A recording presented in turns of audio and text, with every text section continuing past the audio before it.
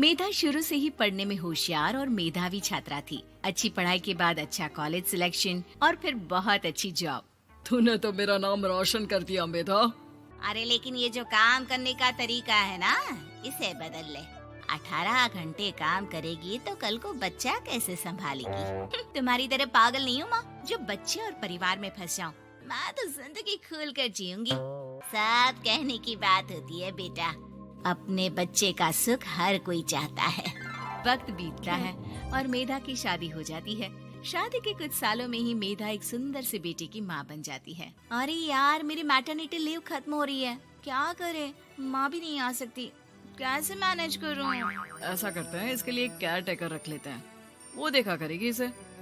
मेधा को पति की बात जंच जाती है और वो केयर टेकर की तलाश शुरू कर देती है। एक दिन उन लोगों के घर एक महिला आती है जो दिखने में पढ़ी लिखी लगती है। जी, क्या काम है आपको? मैम, मेरा नाम स्नेहा है।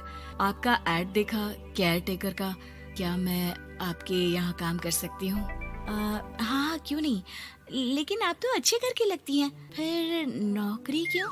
दरअसल मेरे ससुराल वालों ने मुझे घर से निकाल दिया क्योंकि मैं माँ नहीं बन सकती और माता पिता भी नहीं है इस दुनिया में। तो अरे अरे, कोई बात नहीं, तुम लक्ष्य को ही अपना बच्चा समझो और यहीं रहना, और किसी भी चीज की जरूरत हो ना तो बता देना। नेहा खुशी खुशी लक्ष्य को संभालने लगती है। रात को जब मेधा घर पर आती है, अरे क्या बात है स्नेहा, तुमने खाना नहीं खाया क्या? अरे दीदी, आपका बेटा टाइम दे तब ना। अरे तो जब वो सोता है तब खा लिया करो।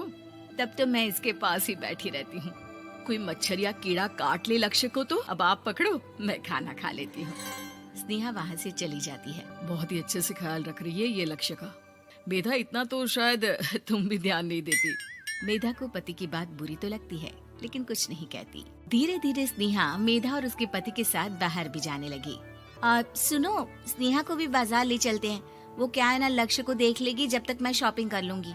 हाँ हाँ चलो, वैसे मैं चाह रहा था कि लक्ष्य को लेकर हम दोनों ही चलते।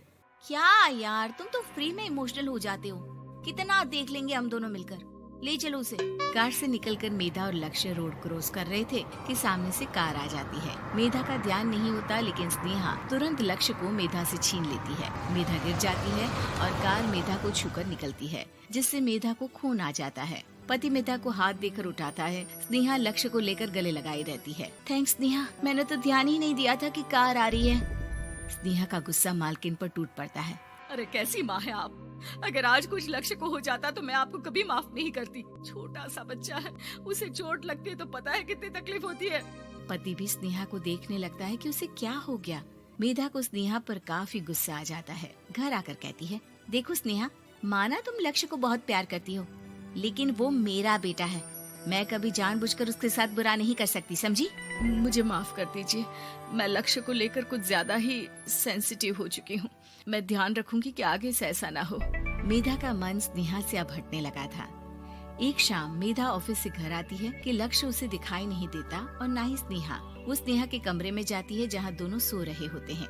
अरे स्नेहा, लक्ष्य को आज इस कमरे में क्यों सुला दिया? दीदी, मुझे नींद आ रही थी, ऐसे में उसे कमरे में अकेले लिटाना मुझे ठीक नहीं लगा। मेधा बच्चा उठाने लगती है कि स्नेहा टोक देती है। रहने दीजिए ना दीदी, सो रहा है, फालतू में नींद खराब हो जाएगी। मेधा को गुस्सा आ जाता है और वो बच्चा उठाकर वहाँ से चली जाती है। अगले दिन मेधा स्नेहा को बुलाती है, साथ में एक और लड़की खड़ी होती है। स्नेहा, अब तुम अपना कुछ और देख लो, हम लोगों को नई केयर टेकर मिल गई है, तुम इस हफ्ते घर छोड़ देना। स्नेहा का मन लक्ष्य को छोड़ने का नहीं करता, लेकिन नौकरी तो नौकरी होती है ना। स्नेहा घर से चली जाती है। धीरे धीरे महीने और साल बीतते जाते हैं और लक्ष्य एक नौजवान लड़का हो जाता है। लक्ष्य, आज मुझे मंदिर जाना है, ले चलोगे? ठीक है माँ, एक काम करके अभी वापस आता हूँ, तब तक आप और पापा दोनों तैयार हो जाइए। दोनों तैयार होकर बैठ जाते हैं, लेकिन लक्ष्य काफी देर तक नहीं आता। अरे मेधा, फोन तो करो लक्ष्य को, देखो क्या हो गया उसे। मेधा फोन करती है तो पता चलता है कि लक्ष्य का एक्सीडेंट हो गया है और वो सिटी अस्पताल में है। जल्दी चलिए, पता नहीं कैसा होगा मेरा बेटा। अरे चिंता ना करो, सब ठीक होगा, मैं अभी कार निकालता हूँ।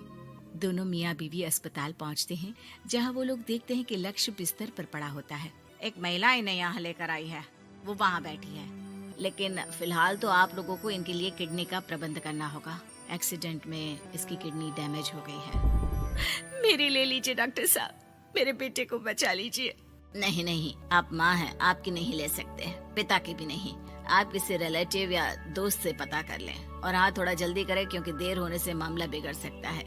मेधा बैठकर रोने लगती है कि वहाँ डॉक्टर आ जाते हैं। जिस औरत ने आपके बेटे को यहाँ भर्ती कराया था वो अपनी किडनी आपके बेटे को देना चाहती है। हाँ? कौन है वो? कहाँ है वो? तभी वहाँ स्नेहा आ जाती है। स्नेहा तुम? मैं लक्ष्य को पहचान नहीं पाई थी, लेकिन आप लोगों को देखकर समझ गई कि ये लक्ष्य है, इसलिए वापस आ गई।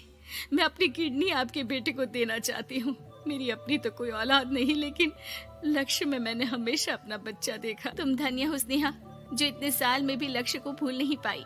सही मामले में तो वो तुम्हारा ही बच्चा होगा, क्योंकि जन्म भले ही मैंने दिया हो, लेकिन आज तुम उसकी जिंदगी बचा रही हो।